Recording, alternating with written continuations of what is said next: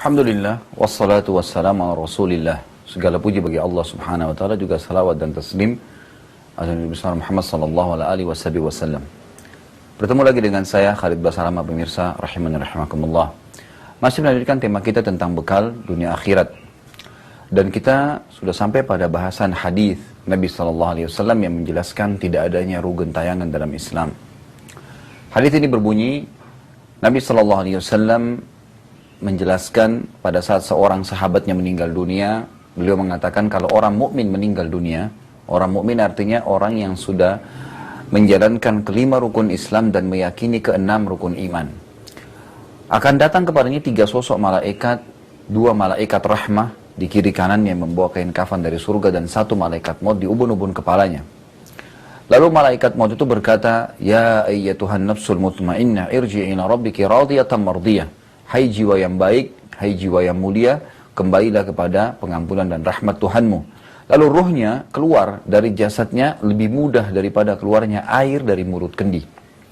Lalu malaikat rahmah menangkap roh tersebut, lalu membungkusnya dengan kain kafan dari surga, lalu membawanya ke langit dan menembus 7 lapis langit. Setiap kali melewati lapisan langit tersebut, malaikat-malaikat yang ada di sana berkata, "Ruhnya siapa ini? Sungguh mulia roh ini."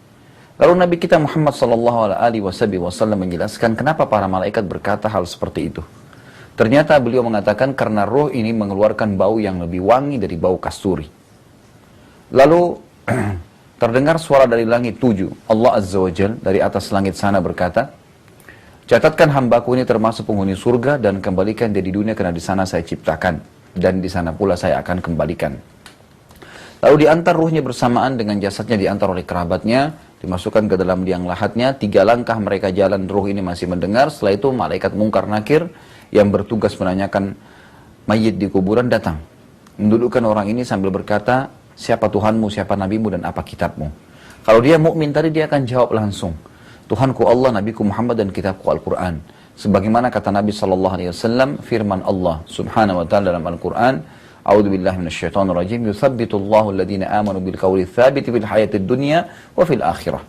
Allah akan menetapkan di lisan orang-orang yang beriman itu perkataan yang benar di dunia selama mereka hidup di dunia, dan juga di akhirat, maksudnya pada saat menjawab mungkar dan nakir di kuburan.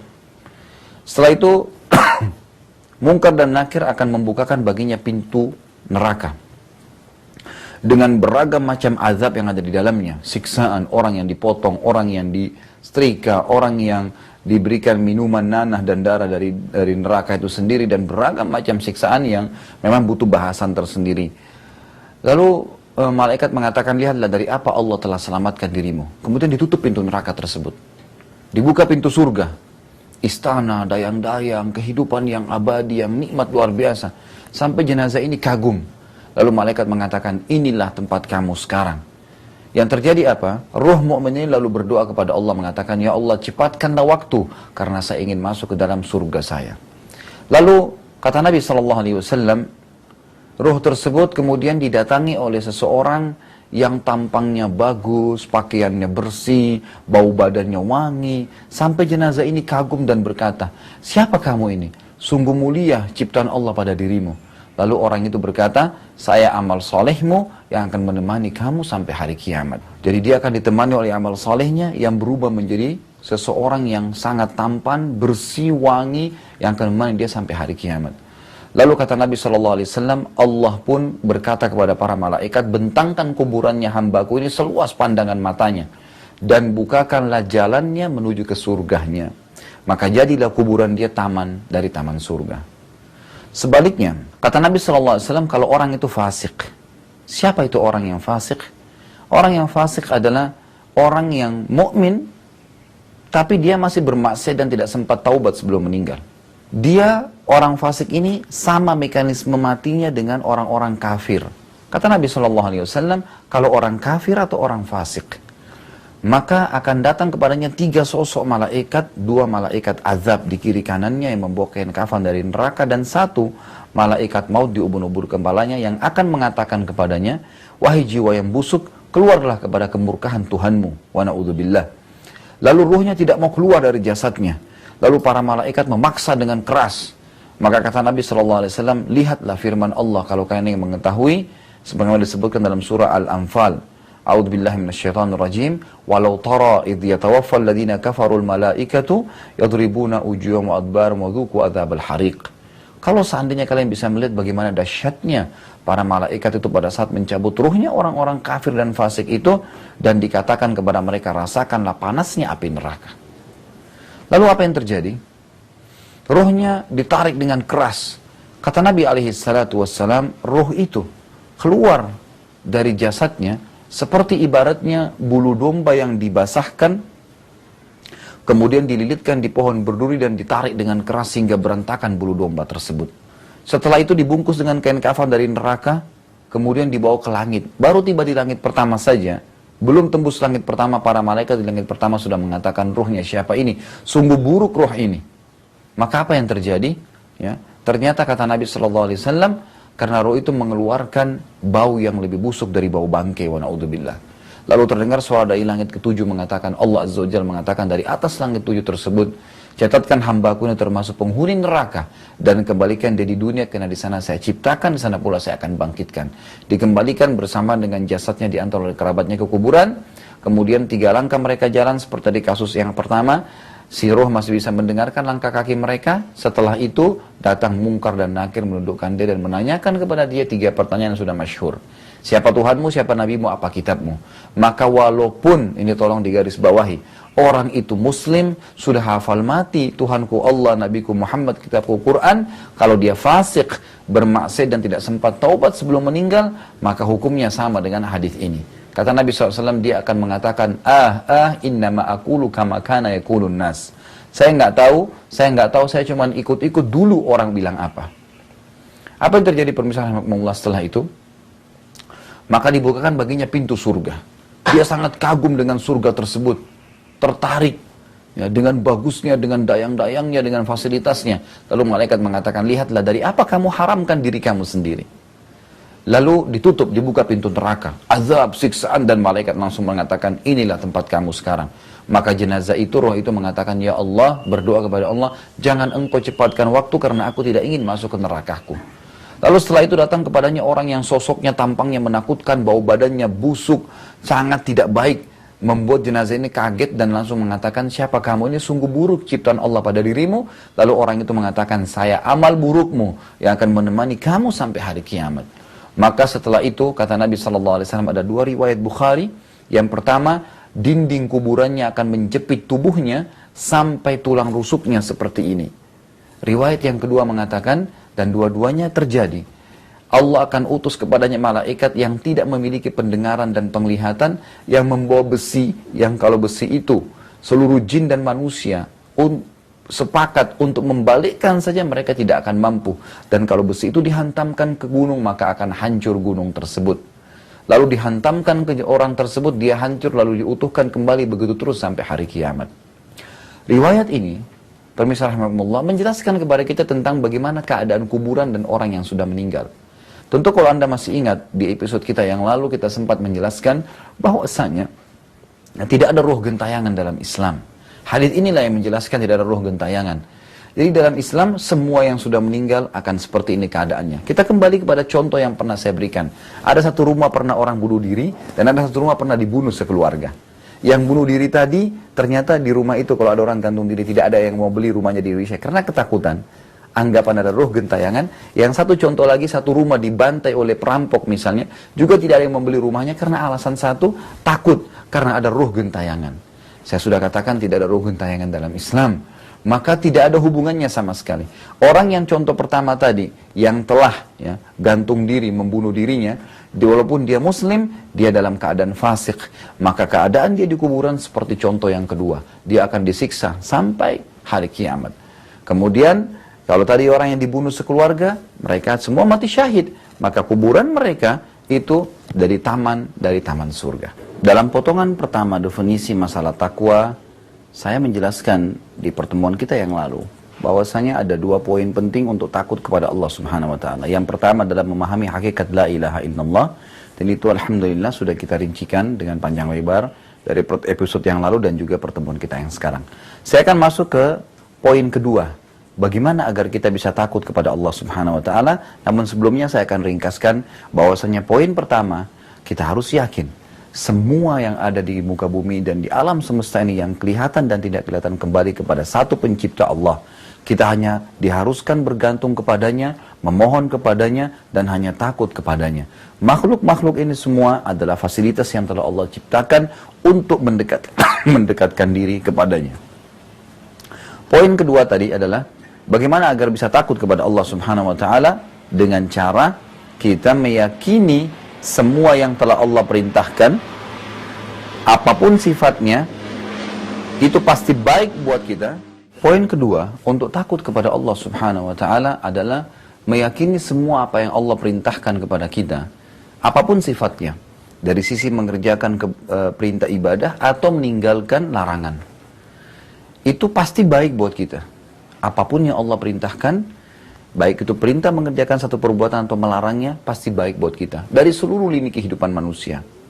Yang paling sering terjadi adalah banyak di antara kaum muslimin yang mereka mau meyakini tentang kebenaran syariat Allah Subhanahu wa taala dan apa yang Allah perintahkan sebagai pencipta alam semesta dan segala sesuatunya. Ini kalau terjadi kasus.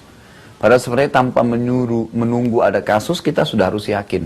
Contoh misal, untuk memunculkan keyakinan kita, telah terjadi dialog antara seorang pastor di Damaskus, ibu kota Syria, dengan seorang syekh, ulama besar.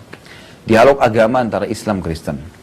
Lalu yang terjadi adalah pastor naik ke podium lalu mengucapkan syubhat dia, pemikiran dia, mengatakan, kalian umat Islam ya, melarang pengikut kalian untuk menyembah berhala. Nggak boleh nyembah berhala, nggak boleh nyembah pohon, tapi kalian semuanya kalian tidak terkecuali, itu sembah berhala.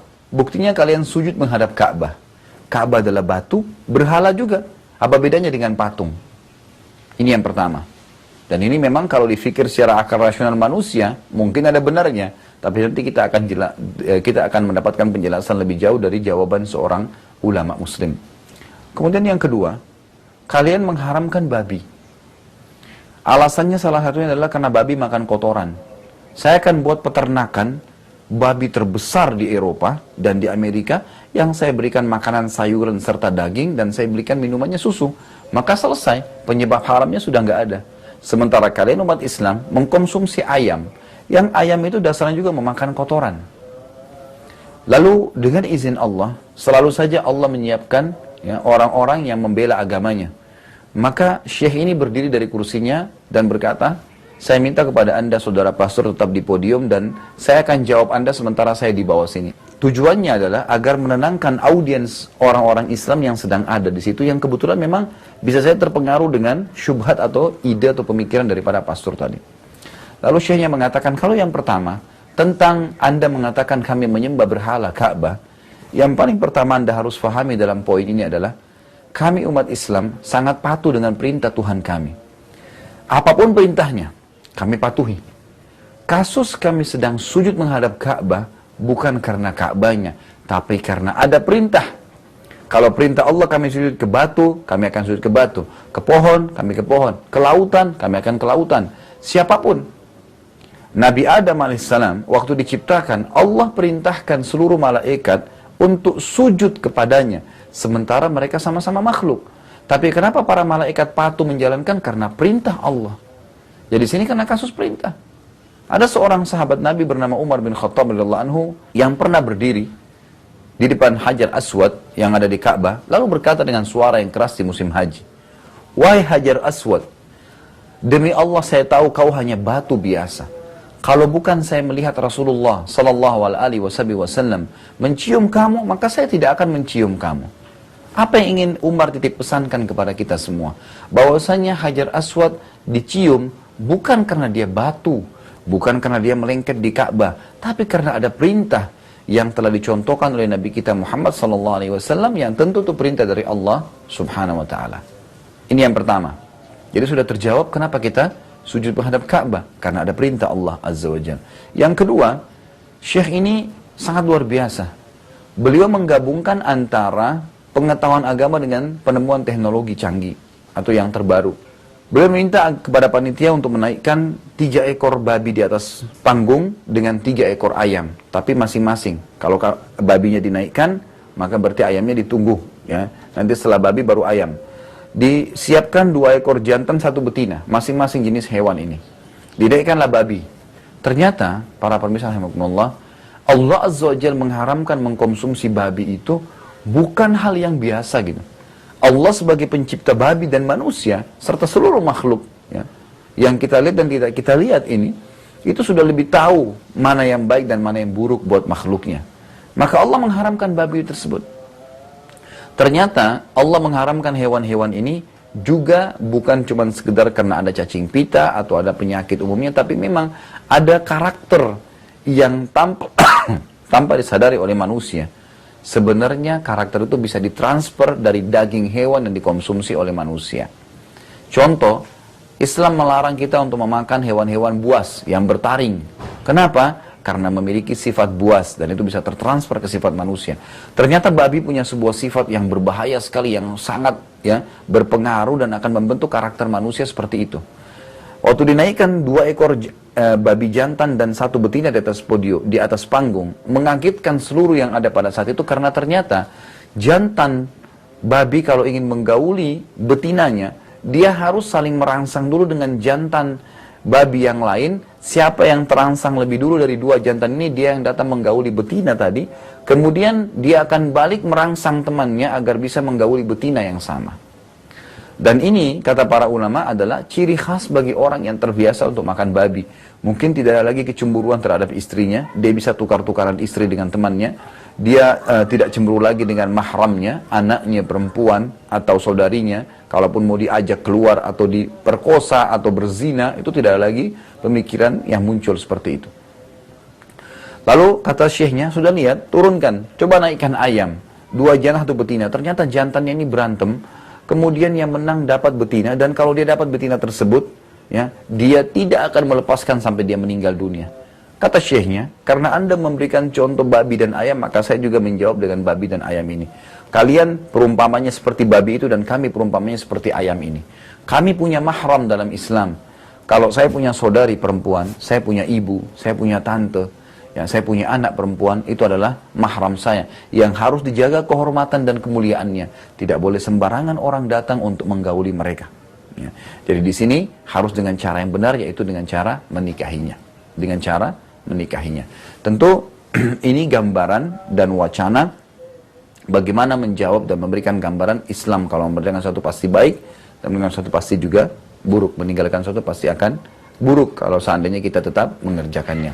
Potongan kedua dari definisi takwa yang merupakan sebagai bekal kesuksesan dan kebahagiaan seorang muslim di dunia dan di akhirat adalah al-amalu bit-tanzil. Setelah potongan definisi pertama, al-khawf min takut kepada Allah Subhanahu wa taala, telah kita fahami bersama-sama, kita pindah ke poin kedua dari definisi takwa, yaitu al-amalu bit-tanzil, beramal, beribadah sesuai dengan tuntunan wahyu dari Allah Subhanahu wa taala. Ada sebuah contoh rasional yang perlu kita fahami bersama. Tadi di poin pertama sudah kita sepakati Tuhan kita Allah, la ilaha illallah, tidak ada Tuhan yang berhak disembah kecuali Allah. Baik, Allah coba kita ukir dalam pikiran kita, di dalam sebuah ya, lingkaran, Allah Azza wa Jalla sebagai pencipta ini tidak boleh disembah kecuali Dia. Siapa yang menyembah selain Allah namanya kafir, siapa yang mempartisipasikan Allah dengan makhluknya juga adalah musyrik. Berarti Allah Esa, tidak boleh disekutukan, tidak boleh dikafiri. Allah Azza wa Jalla yang tidak kelihatan oleh makhluknya, dan memang manusia belum mampu untuk melihat Allah Subhanahu wa taala karena memang dengan hikmah, ya, dengan hikmah yang Allah Subhanahu wa taala lebih tahu tentang masalah itu, lebih tahu tentang masalah itu.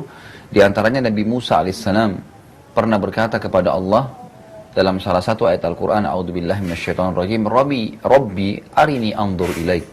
Wahai Tuhanku, izinkanlah aku untuk melihat kepadamu. Setelah Nabi Musa alaihissalam selama 40 hari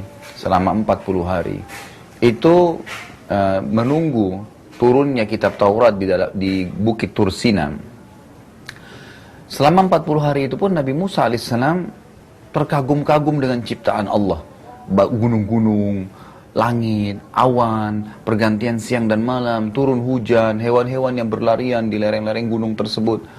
Sebelum tiba hari ke-40, Nabi Musa alaihissalam lalu bertanya kepada Allah subhanahu wa ta'ala mengatakan, A'udzubillahi minasyaitonirrajim, Rabbi arini anzur ilaik. Wahai Tuhanku, izinkanlah aku untuk melihat kepadamu. Lalu Allah Azza wa Jalla menjawab apa? Lan tarani, engkau tidak akan mampu melihatku hai Musa. Walakin anzur ilal jabal, tapi cobalah kamu lihat ke gunung-gunung yang sedang ada di sebelahmu. Kebetulan Nabi Musa alaihissalam memang sangat terkagum-kagum dengan gunung-gunung batu yang ada di Tur Sina, dan kagum bagaimana Allah bisa menciptakan makhluk sekuat dan sekokoh itu. Lalu Allah Azza wa Jalla tidak ingin mengecewakan Nabi Musa alaihissalam karena tidak bisa melihat Allah, tapi Allah mengajak dia dialog dengan akal manusianya. Coba, walakin unzur ilal jabal, coba lihat gunung-gunung yang ada di sekitarmu. Fa in istaqarra makanahu fasawfa tarani. Kalau seandainya dia bisa menampung kedatanganku, maka engkau akan melihatku hai Musa. Falamma tajalla rabbuhu lil jabal ja'alahu dakka wa kharra Musa sa'iqa. Waktu Allah baru saja ingin datang, gunung-gunung tersebut berantakan semuanya, hancur. Sehingga Nabi Musa alaihissalam pada saat melihat kejadian tersebut, fenomena tabrakannya dan hancurnya gunung-gunung batu tersebut, pingsan seketika. Pingsan seketika. Maka pada saat dia bangun, dari pingsan dia mengatakan, amantu billah. Saya beriman kepada Allah. Allah Azza wa Jalla memang zat pencipta yang manusia belum mampu untuk melihatnya. Tapi itu bukan terjadi bagi manusia biasa saja. Para nabi-nabi pun itu tidak melihat Allah subhanahu wa ta'ala. Tapi mereka meyakini tentang keberadaannya. Karena keberadaan Allah itu bisa dirasakan. Dan bisa dilihat dari fenomena makhluk yang telah ia ciptakan. Dan juga Allah subhanahu wa ta'ala menyiapkan fasilitas agar kita bisa komunikasi dan mengenal dia. Itulah yang dikenal dengan ibadah. Jadi di bawah nama Allah yang kita sudah lingkari tadi, diletakkan tulisan ibadah di benak Anda. Itulah satu-satunya cara untuk bisa komunikasi dengan Allah subhanahu wa ta'ala. Sebelum saya lebih jauh mencontohkan ilustrasi ini, ada sebuah dialog kecil terjadi antara seorang anak muda muslim yang sempat sekolah di Amerika, di Jakarta, beberapa waktu lalu dengan ayahnya.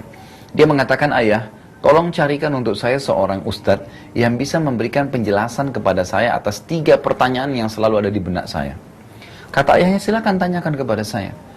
Kata anak muda tersebut, yang pertama ayah, katanya iblis itu diciptakan dari api. Benar ayah? Benar. Lalu dijelaskan juga dia akan disiksa di api neraka. Neraka juga dari api. Apa kira-kira yang akan dirasakan oleh iblis dari rasa sakit kalau memang api dan api? Ayahnya nggak bisa jawab. Yang kedua, Allah itu dikatakan ada. Dan kita harus meyakini itu. Tolong berikan kepada saya satu contoh saja yang bisa membuat saya merasakan keberadaannya.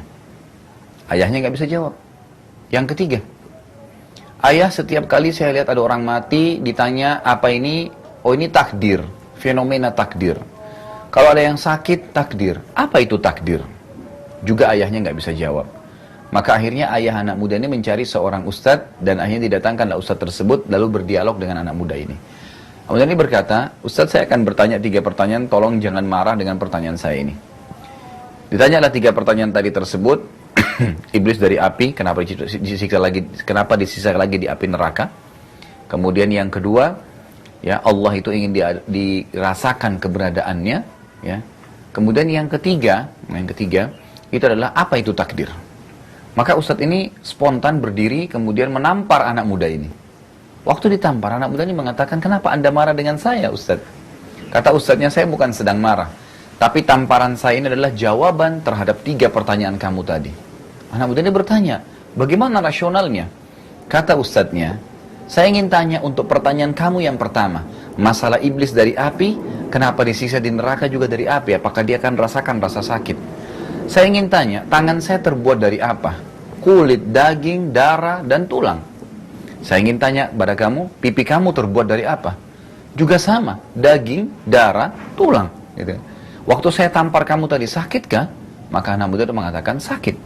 Kata ustadz ini, begitulah juga iblis di api neraka. Walaupun dari api dia akan rasakan rasa sakit. Yang kedua, tadi waktu saya tampar kamu rasa nggak rasa sakit itu? Ini tentang fenomena merasakan tentang keberadaan Allah, karena Allah nggak mampu untuk dilihat, gitu kan. Tapi minimal bisa merasakan keberadaannya. Kata tadi ustadznya, waktu saya tampar kamu tadi sakit nggak? Dia mengatakan, iya sakit. Ditanya lagi oleh ustadznya, apakah kamu lihat rasa sakit itu? Dia mengatakan tidak. Tapi apakah kamu merasakannya? Dia mengatakan iya. Begitulah Allah subhanahu wa ta'ala. Kita nggak bisa melihat dengan mata kita, tapi bisa merasakan keberadaannya dengan fenomena yang ada di alam semesta ini. Pertanyaan yang ketiga, tentang masalah takdir. Apa itu takdir?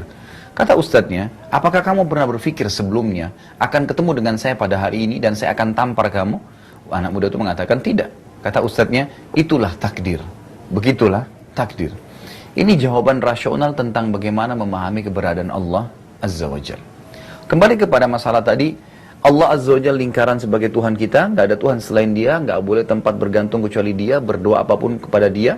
Dan bahkan para sahabat memberikan contoh, itu kalau sendal mereka putus langsung mengangkat tangan ke langit mengatakan, ya Allah sendal saya putus, gantikanlah. Allah Azza wa Jalla nanti akan menggerakkan makhluk-makhluknya untuk menjawab panggilan doa tersebut. Karena doa-doa ini datangnya jawabannya dalam bentuk sinyal. Kalau kita mengatakan, ya Allah sembuhkan saya, Allah nggak akan lemparin obat dari langit.